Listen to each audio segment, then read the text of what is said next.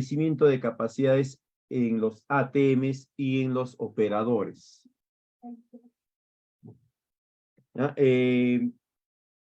Sabemos nosotros que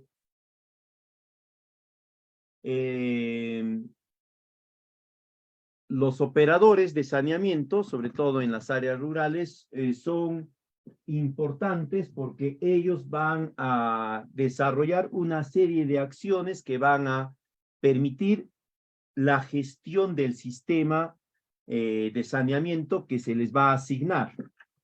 No solamente la operación y mantenimiento, sino la gestión, es decir, que la infraestructura en algunos casos se pueda mejorar levemente, ¿no? Una mejor seguridad para las casetas de bombeo,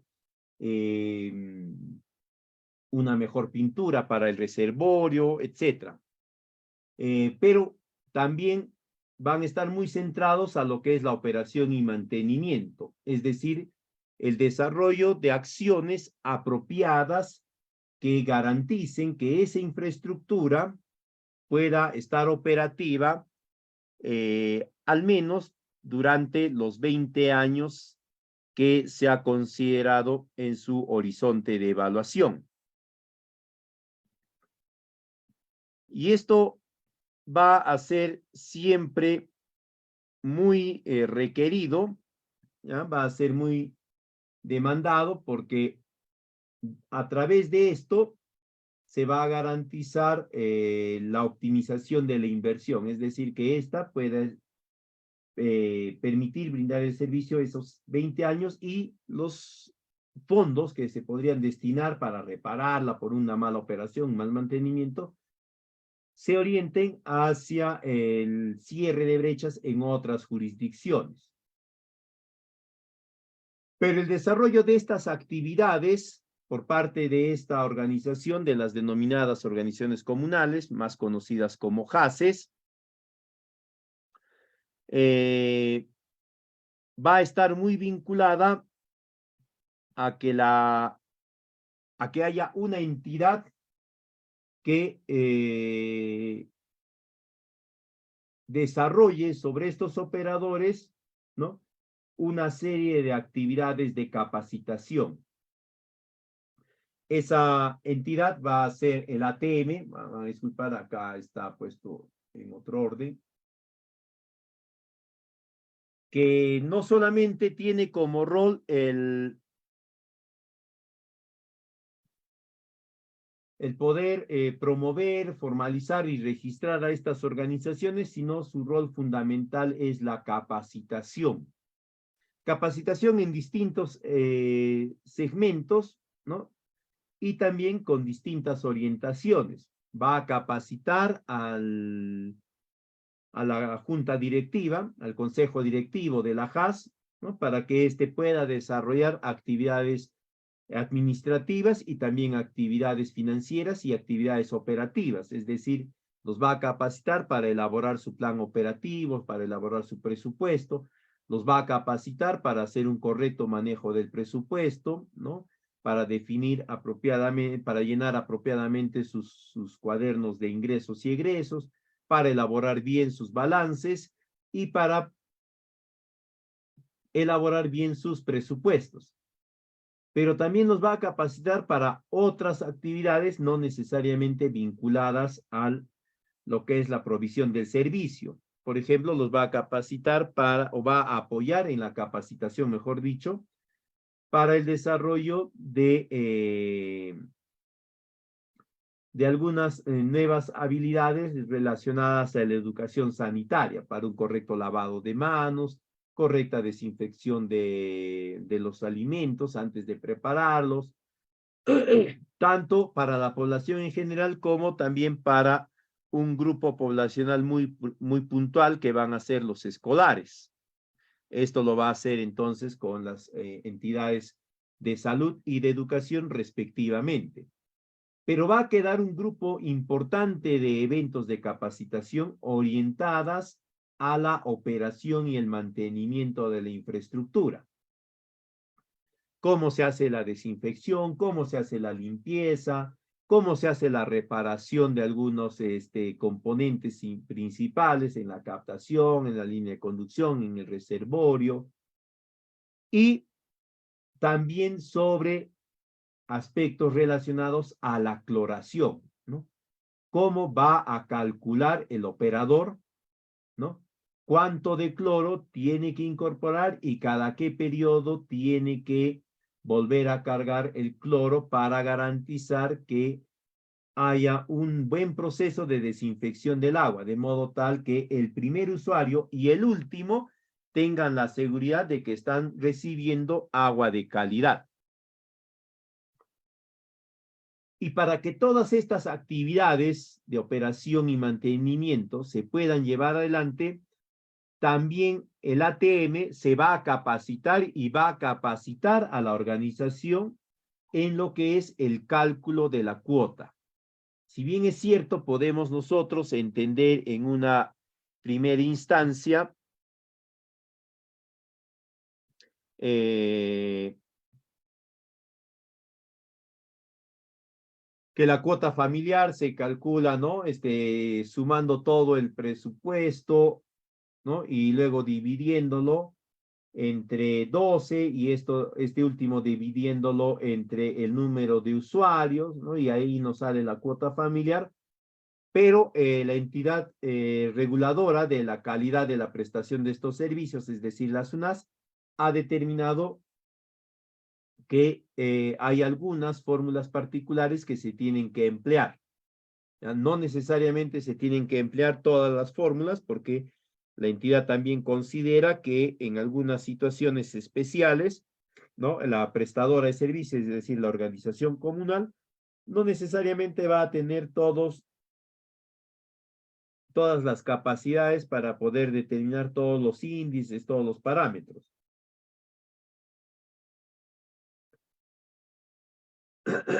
¿Ya? Entonces, el día de hoy vamos a ver eso justamente, ¿no?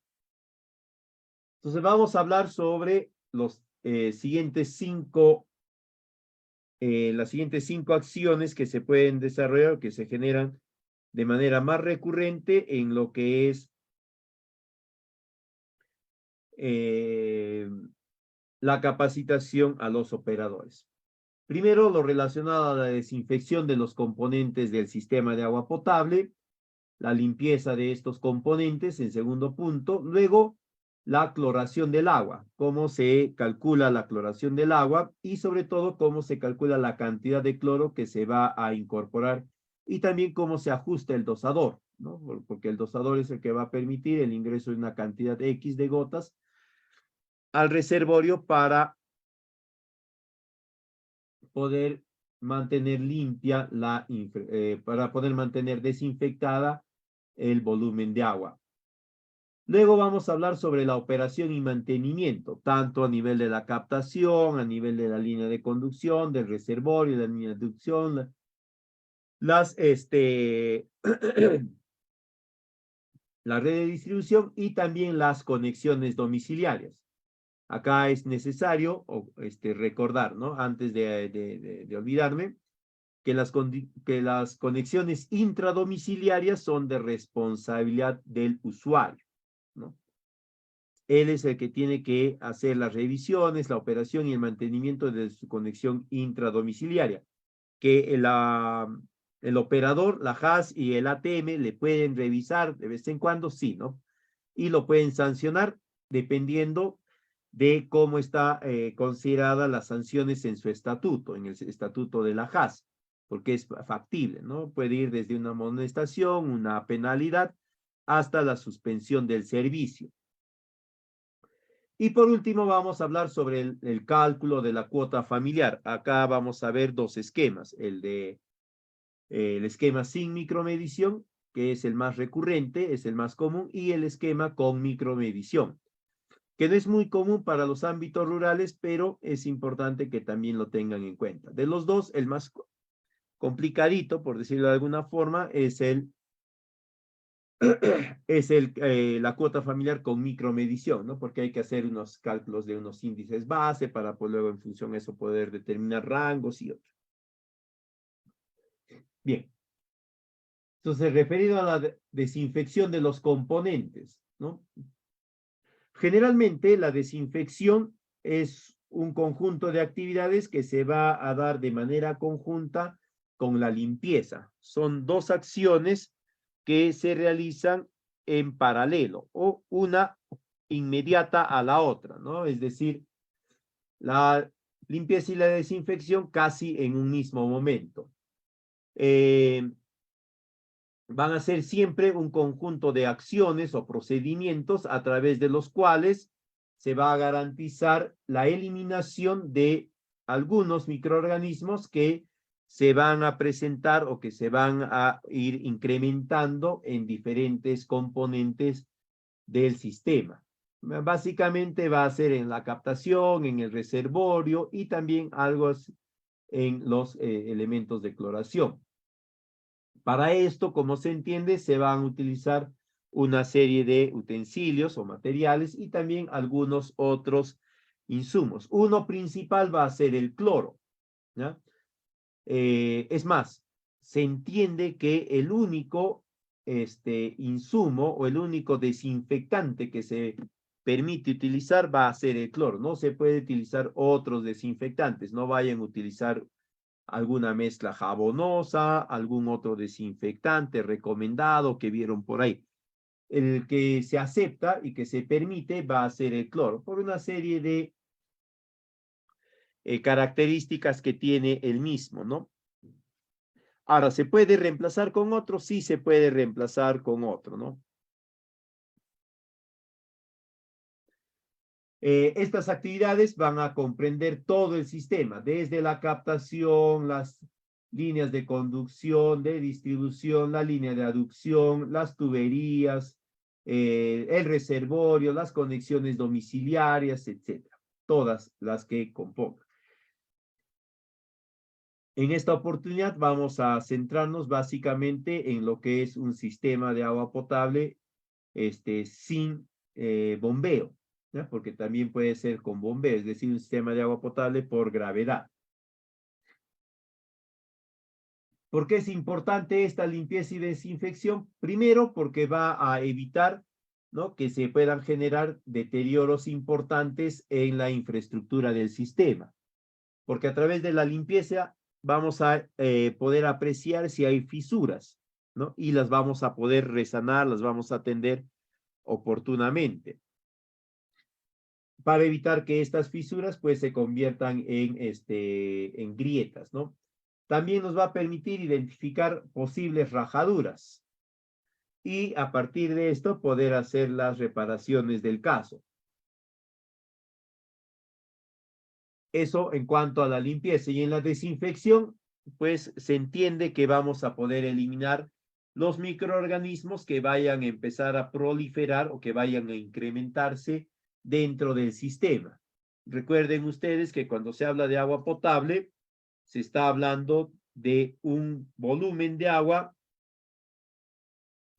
que va a cumplir ciertas características relacionadas a parámetros aceptables de elementos físicos, químicos y biológicos que pueden estar presentes. En ningún caso, cuando se habla de agua potable, se está hablando de un agua 100% pura, es decir, que no tiene ningún tipo de elemento físico, ni tampoco químico, ni mucho menos microbiológico, ¿no?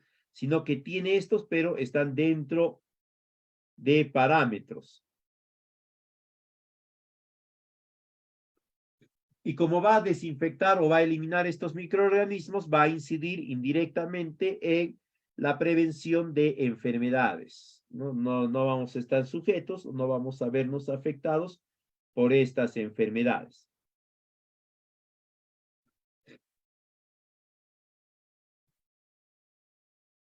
¿Qué materiales se utilizan? Los mismos materiales que se utilizan en la limpieza se utilizan, como decíamos, también en la desinfección. ¿Ya? Los básicos van a ser las escobas, escobillas, escobillones también, escaleras o pedestales, baldes de distintas capacidades que no necesariamente tienen que estar graduados, ¿ya? O en todo caso que hayan sido tarados a ciertos volúmenes, por lo general son baldes que están tarados a volúmenes de 20 litros, 10 litros y 5 litros, ¿no? Y 3 litros también. Y a partir de esto se va a poder hacer. Ahora, no necesariamente todos los baldes tienen que estar tarados. Basta que estén tarados algunos de ellos, ¿no? 4 o 5 nada más.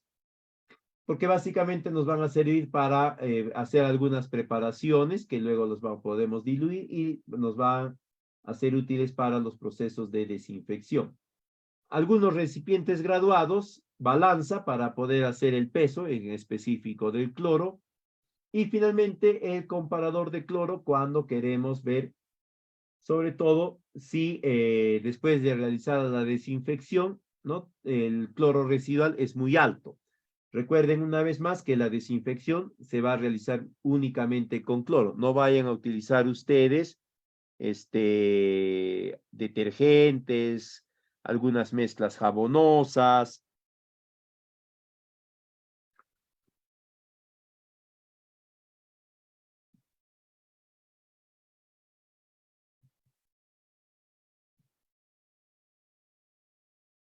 ¿Ya? Algunos elementos, varas o algún otro similar como cuchara, etcétera, para poder hacer una buena mezcla, ¿no? Que esta sea homogénea. Eh, Eviten en lo posible de utilizar algún elemento que se pueda haber corroído, ¿no? Podemos utilizar varillas de madera para hacer la dilución y siempre indumentaria de protección, ¿no? En cuanto a los insumos, el insumo que se utiliza va a ser el cloro, ¿ya? Generalmente es el hipoclorito de calcio al 70%, es la concentración generalmente utilizada. Luego está algunas concentraciones de 60, 65%, pero en un 85, 90% se utiliza el hipoclorito al 70%. Bajo ningún criterio, eso sí, que quede claro, bajo ningún criterio se puede limpiar las paredes internas de la infraestructura, ¿no? Con algún otro limpiante, con algún otro desinfectante que no sea cloro. Las paredes externas, sí, ¿no? Las paredes externas lo pueden limpiar con detergente, ¿no? Pancha, Acel, Boreal, cualquiera de aquellos que existan en el mercado y que ustedes puedan utilizar. No hay problema en eso, pero en las paredes internas o en los revestimientos internos también solamente se permite el uso de el cloro como elemento desinfectante.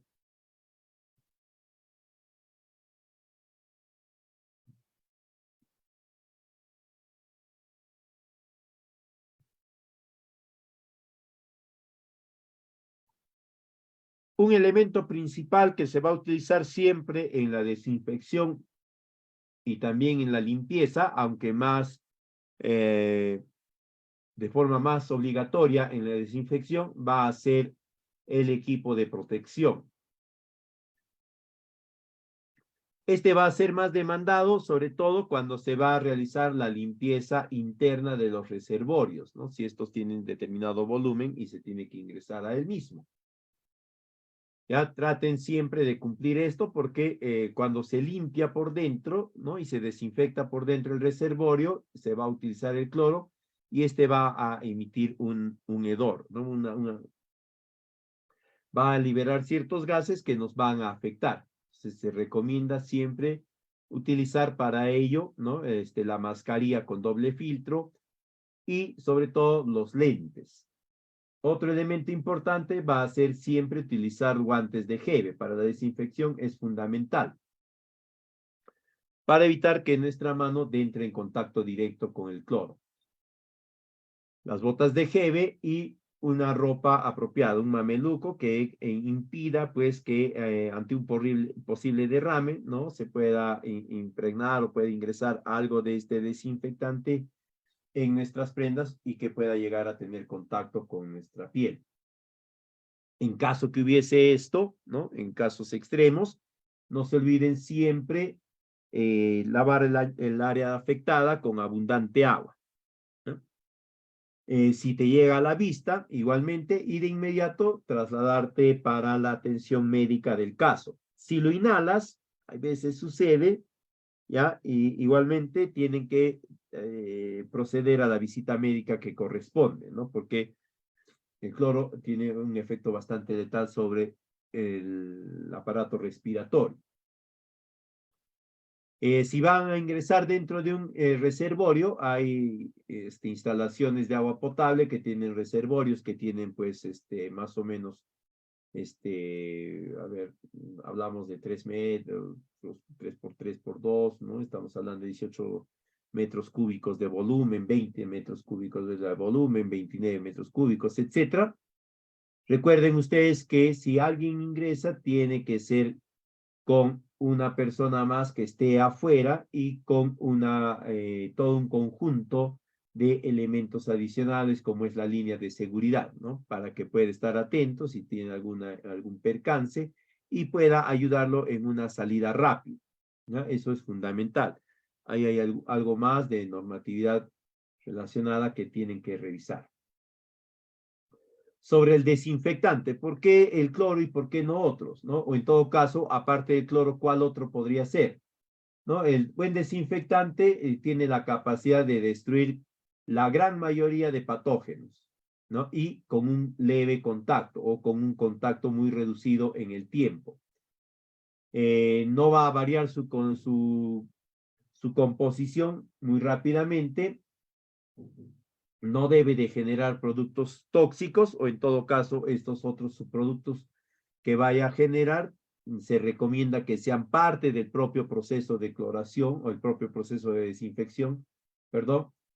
Debe de mantener su capacidad desinfectante por un periodo de temperatura apropiada del agua, ¿no? El cloro funciona muy bien desde los 10 hasta los 25, incluso 27 grados centígrados, ¿no? Idealmente trabaja mejor entre los 15 y 20 grados centígrados. Debe ser de fácil aplicación y también relativamente seguro, ¿no? Y sobre todo, su concentración debe ser fácil de determinar. Por eso es que se utiliza el cloro.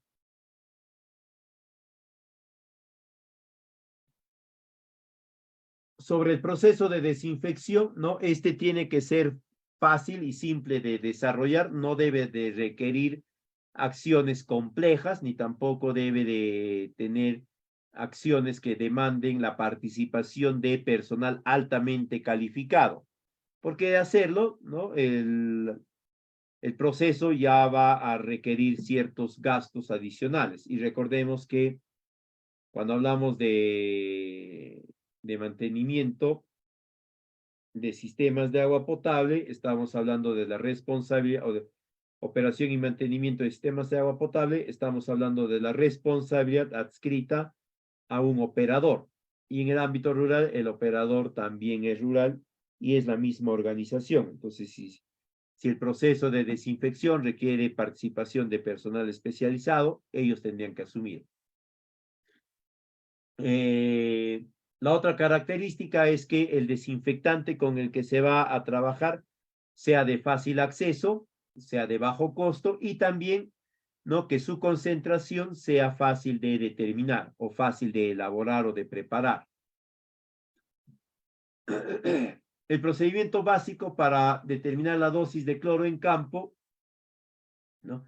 Como les había mencionado, por lo general se trabaja con una dosis del 70%. Para prepararlo, simplemente preparamos una solución de cloro al 1%, 10 gramos por cada litro, y luego disolvemos 17 gramos de hipoclorito de calcio al 60 o al 70%, o 200 gramos de lejía al 5% en un litro de agua, ¿no? Con eso ya nos aseguramos de tener nuestra disolución. Este es para la desinfección.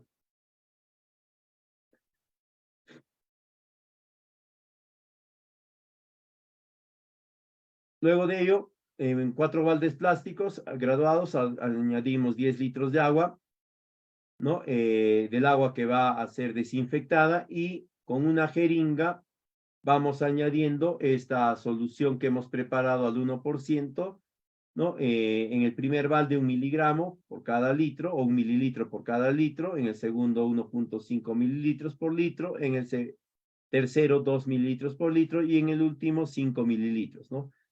Luego esperamos 30 minutos y medimos el cloro libre en cada balde. La dosis con la que vamos a trabajar va a ser aquella en la cual obtenemos un cloro residual equivalente a 0.5 miligramos por litro o 0.5 mililitros por litro, que es lo recomendado por SUNAS. ¿Ya? ¿Esto por qué? Porque tenemos nosotros que definir, ¿no?, cuál de las concentraciones va a permitirnos desinfectar apropiadamente todo el sistema, porque desconocemos cuál es la concentración diferenciada de elementos contaminantes del sistema. Entonces no podemos nosotros considerar una dosificación para el reservorio, otra para la captación, otra para la red de distribución, sino que tenemos que buscar una dosificación general. Acá la recomendación. Por lo general, se trabaja con la dosificación de 2 mililitros por litro. Es la dosificación que más se utiliza, ¿no? ¿Por qué? Porque esta te va a poder garantizar que puedas desinfectar apropiadamente todo el sistema. Luego, para poder determinar cuáles van a ser los volúmenes que vas a definir, tú tienes que calcular cuáles son los volúmenes de la captación, ¿no? Por lo general, la captación es una estructura de sentido rectangular. Entonces, ahí el volumen lo vas a calcular largo por ancho por altura. En las tuberías, ¿no?, el volumen es un volumen cilíndrico. Para eso tenemos la fórmula de pi por radio al cuadrado por altura, donde altura va a ser la longitud, en este caso, la longitud de la tubería.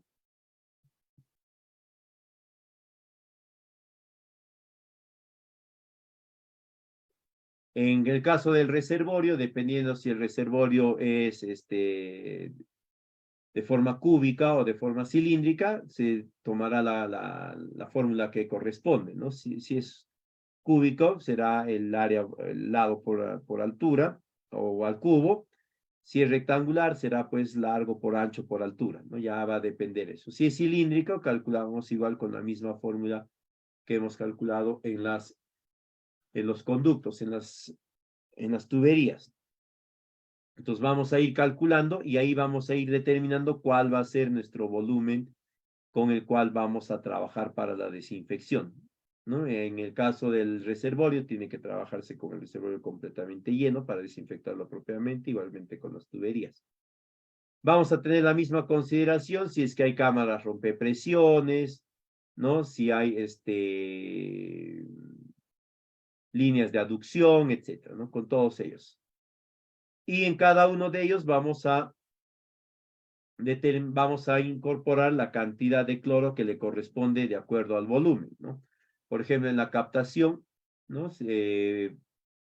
va a ser de 150 a 200 mililitros o miligramos, ¿no? Y el tiempo que se considera generalmente en la captación, en el reservorio, en los buzones de reunión, en las cámaras rompepresiones, por lo general es de 4 horas, ¿ya? Y la recomendación es que la dilución esté al menos del 70%, como les decía, ¿no? Esta es la recomendación general que se da, tanto para la desinfección como también para la misma cloración. Entonces, ustedes siempre que desinfecten un reservorio, la captación, la cámara de rompepresiones, el agua tiene que estar contenida ahí al menos unas 4 horas. Y después este mismo flujo lo dejan discurrir por la conducción, la aducción, los reservorios, la red de distribución y garantizan con eso la limpieza. Entonces, empleando las fórmulas que anteriormente hemos visto, ¿no? Digamos que la captación tiene 60 o 0.60 metros de largo por 0.60 de ancho y 0.60 de altura. No, el volumen va a ser de 0,22 metros cúbicos.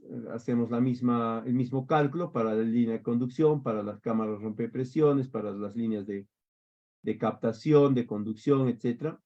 Y vamos determinando los volúmenes. Una vez determinados los volúmenes, ¿no? Lo que nos va a quedar es definir la cantidad de cloro que vamos a utilizar. Generalmente vamos a utilizar un hipoclorito de calcio que está al 70%.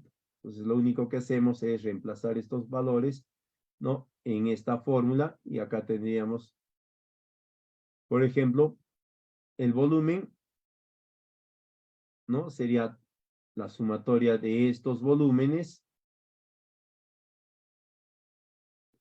La concentración,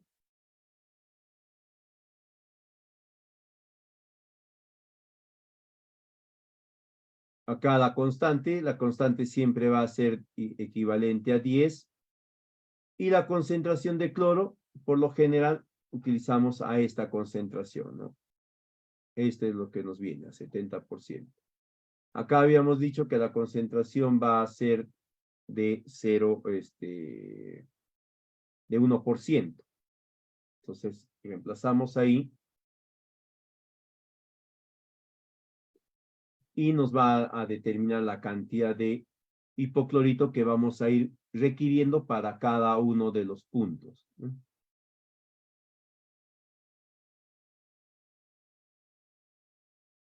Y con eso ya proceden a preparar su mezcla o su solución.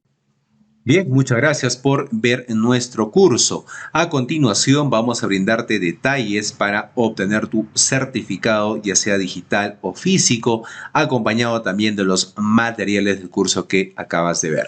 Bien, para ello es importante que te puedas comunicar vía WhatsApp, ¿ok? Vía WhatsApp al 951-428-884 o también al 930-627-791 vía WhatsApp. Y nuestros asesores te estarán brindando toda la información correspondiente y los pasos a seguir para obtener tu certificado aquí en Perú. Y también recuerda, estamos certificando aquí en Latinoamérica también, si estás fuera de Perú, como en México, Ecuador, Colombia, Panamá, República Dominicana y otros países también puedes certificarte escribiéndonos delante de los números que estamos apreciando en pantalla con el prefijo más 51. ¿Ya? Bien, por otro lado, también mencionarte que tenemos los medios de pagos disponibles para Perú, los que estamos apreciando en pantalla, los principales bancos y aplicativos también. Y para los pagos internacionales contamos con Western Union y PayPal para la adquisición de tu curso, los materiales y tu certificado. Bien, sobre el certificado tienes dos opciones. Puedes obtener la certificación en la modalidad digital o también el certificado en la modalidad en físico. Recordando que el certificado digital te va a llegar a tu correo con todos los materiales en alta resolución y con el código QR también para que puedas validar en nuestro sistema tu certificado. El certificado físico se envía por encomienda hasta tu ciudad. Previamente también los beneficios antes mencionados del certificado digital también te van a llegar, ¿no? Acompañado del documento original, el cual se te va a enviar por encomienda. Ya trabajando más de 4 años, estamos certificando a miles de profesionales aquí en Perú y también en Latinoamérica, ya en los diferentes cursos que estamos ofreciendo. Sobre el certificado físico, acotarte también que estamos haciendo los envíos a nivel nacional a todos los departamentos, válido para Perú y para todas las ciudades, a través de Cruz del Sur, a través de Olva Courier, ¿no? Los envíos se vienen realizando de manera diaria sobre el certificado físico, ¿ok? Bien, muchas gracias. Esa es la información respecto a la certificación. Ya ahí están los números una vez más para que puedas comunicarte vía WhatsApp para poder adquirir tu curso completo, los materiales también descargables y por supuesto tu certificado digital o físico. Antes de ello, invitarte a nuestra página web, ¿no? Directamente puedes ingresar en tu barra de navegación www.encap.edu.pe, todo en minúscula, todo corrido, sin espacio, para que puedas ingresar de manera correcta a nuestra página web y ver nuestro catálogo de cursos en las diferentes áreas. Ahí tienes también los convenios, de igual manera nuestros números oficiales permitidos, y tenemos los cursos, diplomas y diplomas de especialización en las diferentes áreas, en las diferentes categorías: ambiental, arquitectura, construcción, contabilidad, comercio exterior, derecho, gestión pública, idiomas, ingeniería, minería, obras, pedagogía, recursos humanos, salud, seguridad y también la parte eléctrica. Ahí vas a poder encontrar todos los cursos, los temarios. Simplemente tienes que darle clic al curso de tu interés. Recuerda que tenemos un catálogo amplio de cursos con los diferentes docentes que contamos en nuestra institución. Bien, para encontrar también tu curso mucho más rápido, en la parte superior tienes un buscador. Puedes ingresar la palabra o frase del curso de tu interés y el sistema te estará dando los resultados de los diferentes cursos para que puedas seguir con la capacitación, puedas certificarte y puedas tener mejores oportunidades laborales también. Bien, entonces, gracias, ahí está toda la información respecto a la certificación. Proyectamos una vez más en pantalla nuestros números oficiales de nuestra institución en CAP, ¿no? 951-428-884 o el 930-627-791. Estamos certificando aquí en Perú y también en Latinoamérica para los otros países cercanos a Perú.